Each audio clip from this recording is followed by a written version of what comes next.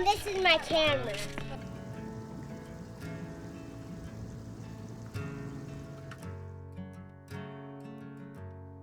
Yeah, so we made it through June right now. I think the crew had a little celebration about just getting through June. It's a tough month when you have as many outposts as we do and the drive-in camps. So you're looking at well over 50 cabins. We're talking about a lot of people and a lot of things that can go wrong as far as equipment breaking and just the logistics of moving that many people. And then we didn't have our caravan back until like the 12th or 14th of June.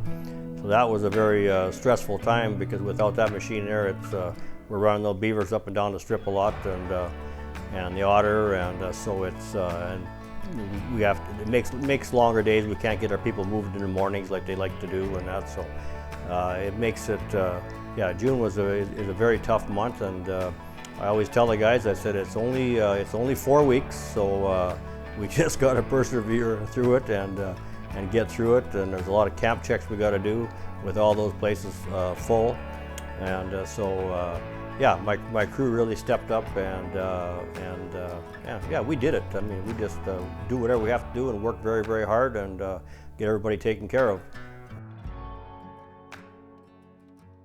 So we're both camp check pilots. We do camp checks every 2 days for the people flying out at our outposts. And basically what we're doing is we're checking that they're okay first off, and then we're supplying water and ice and the minnows for their fishing. And every 2 days you get that camp check. So I think that kind of separates Clark's from a lot of the other outposts that are out here. The Clarks are really good with making sure like people's equipment is functioning like properly, and even if there's say like a lull in some of the motors or anything like that, Wayne is quick to replace it for him. So it keeps us busy, which is great. And yeah, Wayne never wants people to be dissatisfied with these outposts. So if there's any sort of issues, then Wayne's on top of it. So well, first we get the plane ready, right? So we got to make sure the pontoons are all dry. So we remove all the water from them. Fill up the plane, make sure they have a good amount of oil, and then depending on the schedule, it's a day-to-day kind of schedule. So if we have guests to bring to our outpost, or if we have guests to bring back from outpost, sometimes we go to the First Nation reservation to bring them to their cabin, or they need a couple of supplies. And so yeah, anytime, sometime it's some contractor, they need to fix a tower up north in a remote relocation, so we bring them over there. So that's my commercial part. And on top of that, on the side, I trap minnow for Wayne, as you probably saw in the previous videos there. So yeah, my days are pretty busy. And no complaints so far. I really love that, and yeah, every year I just can't wait for the next year coming, because it's just more adventure, more experience. Yeah. Paparazzi! No. Hello, my name is Remy. I'm in charge of Anishinaabe, and I'm here since 1 month and a half to take care of this place. And yeah, welcome to Anishinaabe. And after we go fishing to show you the view.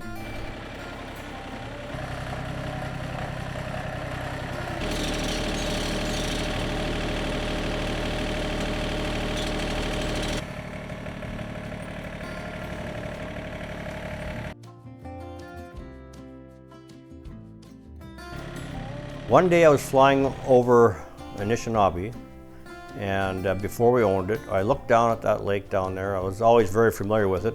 I was looking down there at that pretty island down there that's shaped like a heart, and it was a calm day, and that beautiful lake with the high cliffs all around it, and the clearest water in the area, where you can actually see down like 40 feet in that lake. It's just a gorgeous lake. And I thought to myself, you know what? That's something that we need, is Anishinaabe. It's more for the person that is really looking for some adventure, because when you go there, you fish lake trout, smallmouth bass, and northern on the main lake, which the lake trout in there average like 8 pounds a piece, which is hard to find.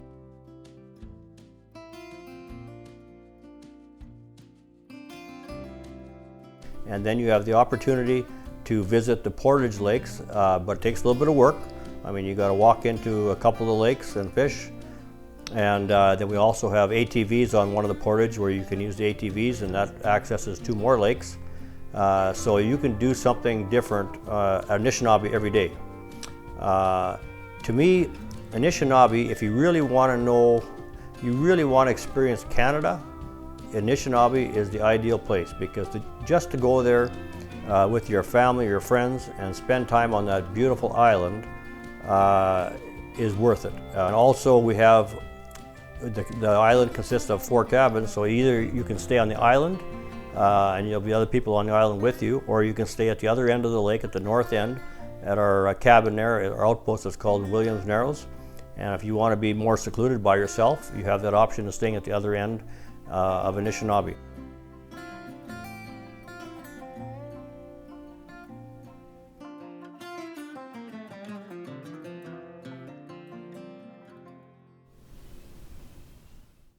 Okay. How's it going, mate? Anishinaabe was great.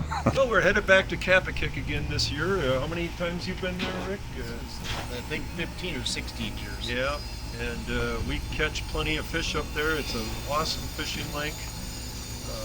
Lots of walleyes, some big pike. I think my big pike was 43 and 28-inch walleye. 28-inch walleyes. So we have a wonderful time there, and I call it my happy place.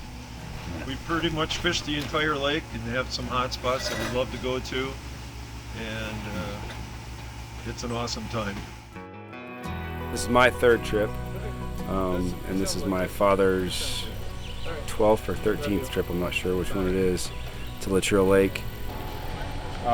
Some of us are from Georgia, some of us are from South Carolina, and some of us are from Washington, D.C., Virginia suburbs. 3 of us, Tage, me, and Jeff Gostner, are old Air Force buddies, and then we had kids and grandkids. I was up here at the resort for 4 years, and then I always wanted to do the fly-in, so I started doing that. Wonderful, absolutely great. Yeah, ton of fun. I just like to get spending time with my family, but you know, catching fish is a nice added bonus. I would say exactly the same, because what you have here is the entire family. And I lived long enough to bring my grandson, Patrick, here. It's a memory you carry with you the rest of the year. You cannot explain it. It's just absolutely amazing.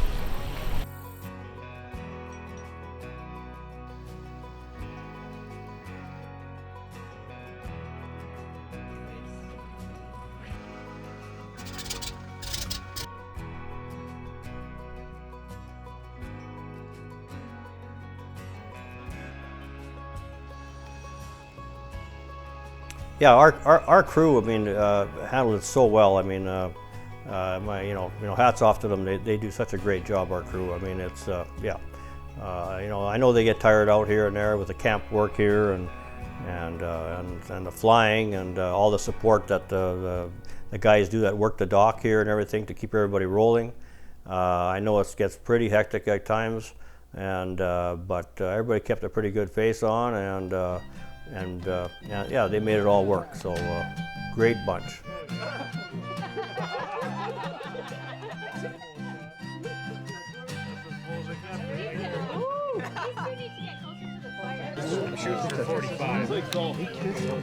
Ben oui, tu peux faire une belle bout de bois.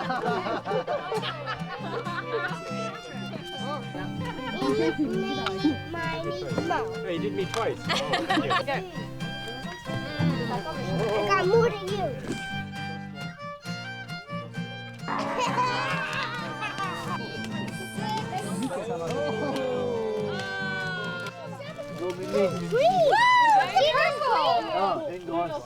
Did you see all that green? Wow! Ooh, look how pretty that is.